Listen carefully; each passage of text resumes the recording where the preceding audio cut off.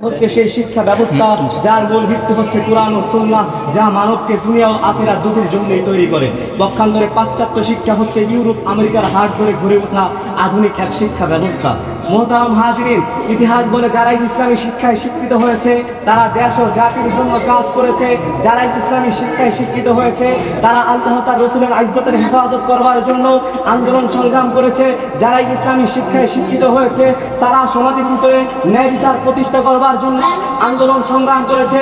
যারা ইসলামী শিক্ষায় শিক্ষিত হয়েছে তারা ন্যায় ও ইনসাফের দেশ গড়ার জন্য আন্দোলন সংগ্রাম করেছে। যারা ইসলামী শিক্ষায় শিক্ষিত হয়েছে তারা পৃথিবীতে তাওহীদের ঝান্ডা সমুন্নত করবার জন্য আন্দোলন সংগ্রাম করেছে। মোহতারাম হাজিরিন, আর যারা পাশ্চাত্য শিক্ষায় শিক্ষিত হয়েছে তারা দেশের ভিতরে রাহাজারি সৃষ্টি করেছে। যারা পাশ্চাত্য শিক্ষায় শিক্ষিত হয়েছে তারা দেশের ভিতরে রাহাজারি সৃষ্টি করেছে।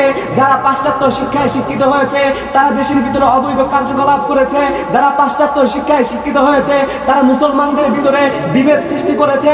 যারা পাশ্চাত্য শিক্ষায় শিক্ষিত হয়েছে তারা দেশের ভিতরে অস্থিতিশীল পরিবেশ করেছে।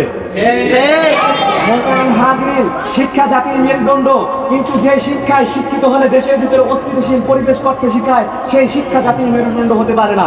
শিক্ষা জাতির মেরুদণ্ড, কিন্তু যে শিক্ষায় শিক্ষিত হলে দেশের টাকা বিদেশে পাচার করতে শিখায় সেই শিক্ষা জাতির মেরুদণ্ড হতে পারে না।